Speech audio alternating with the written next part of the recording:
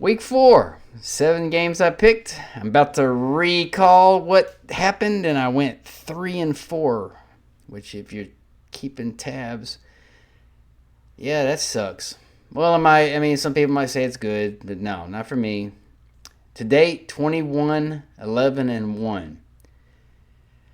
I'm going to recap the 3 ones I got right, and I'm going to explain the 4 that I missed. Very, very, very... Oh, man, it was just hard to watch, especially 2 of them in particular that... Man. Anyway, all right. Here we go. 3 right. Florida and Miami. I had no choice but to take the points because Miami's proven a point. Auburn at Oklahoma. Oklahoma covered because of a safety. But then again, Oklahoma had that game. They had it in hand without the turnovers.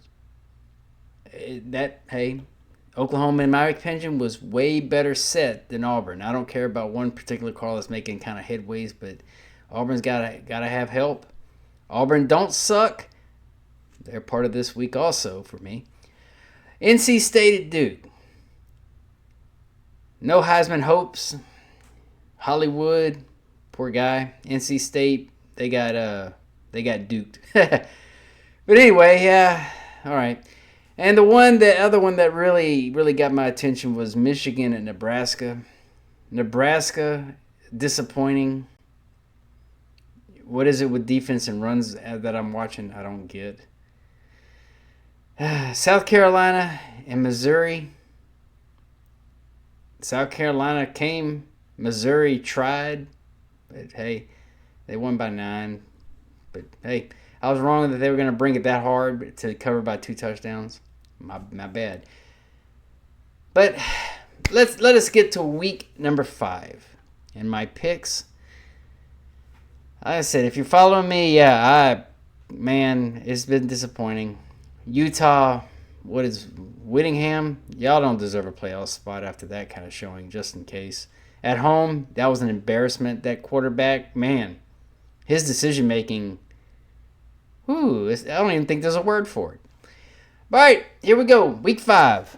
Now, these are in no particular order from Thursday, Friday, and Saturday. These are... I'm going back. Like I said, I'll go back and forth, and I go back and forth, and I read, look at what's going on, and I try to do my best. Which, man, I hope is better than last week. But one will be one of them for sure that I'm gonna explain to the T. Hopefully, I'm right, unlike last week. But I apologize for sucking. So let's go on with it. First game I'm taking, number 3 LSU minus 1.5 at Ole Miss. I'm taking Ole Miss in the 1.5 because I think Ole Miss is going to prove a point. LSU's played 4 bad teams, and they've won. They barely beat a terrible, terrible Florida team with that many turnovers, only won by 10. That tells me something. Oh, that's right, Brian Kelly. Game number 2, Cincinnati at Kansas with -6. I'm taking Kansas -6 at home. Kansas is good. They are improving. Cincinnati's a blah team. Just not even fun to watch. But yeah, Kansas, they are improving, and their coaching staff has them kicking. Number 3 is one that I wasn't gonna do, and then I just, the reason, I'm about to get into it. Number 6, Oregon at number 3, Penn State. Penn State -3.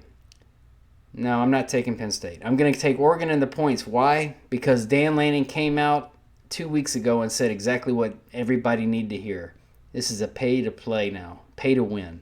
And Oregon, they're kicking on all cylinders, and they're covering point spreads. But other than that, I do like the Ducks. I don't really take and bet on the Ducks much, but I see Oregon proving a point. Number 17, Alabama at Georgia. Georgia. Alabama, in my opinion, the coaching staff is improving because they have to, because a lot of people are going to lose their jobs.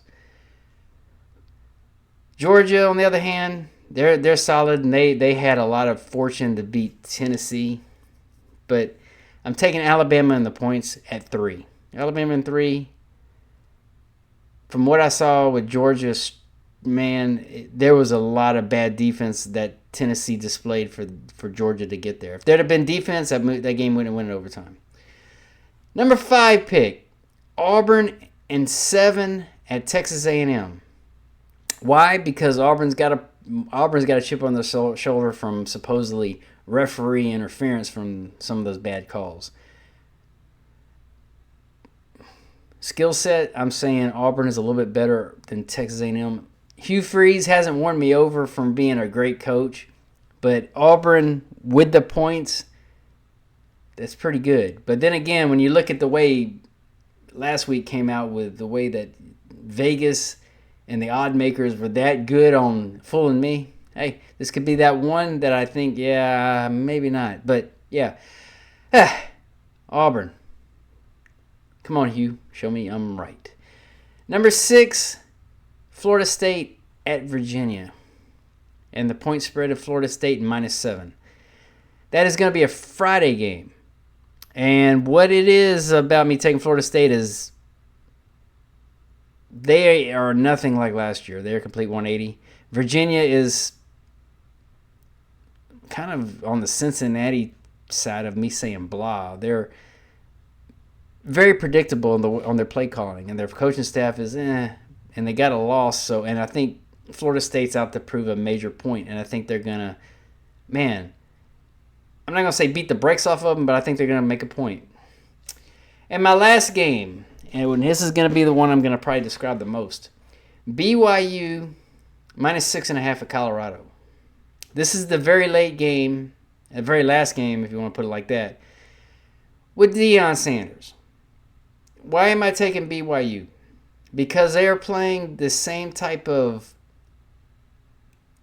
I'm referring to Colorado. They're playing the same type of offense and defense that they played not long ago in a bowl game and beat the brakes off of them. BYU is not stupid. BYU has mature players. BYU has a good coaching staff. BYU is undefeated for a reason. BYU also has a running back that ran all over them not long ago. Now, the other thing about Colorado's defense is if you watch them, hello? Man, I mean, they gave up 20 to Wyoming. Wyoming should have been better getting that close to the end zone in the first place instead of taking stupid field goals. Disappointing because Colorado's defense is not good. Now they're saying Salter is the answer. You had a quarterback play 2 trash teams in Stout, and then he comes back and struggles. It's very wild. This whole quarterback situation is wild with Deion. He doesn't know what he's doing yet. I don't think he ever will because this is his 3rd year. But yeah, Colorado experience is going to take that and give them the 3rd loss. I predicted 5 losses on Colorado for the year, and BYU is a superior team. They're showing it week per week. And boy, LJ, that little running back for BYU is good. But I hope y'all have a good one, and man, let's see if I can improve on this 21-11-1 record I got going into week 5. And go Ducks.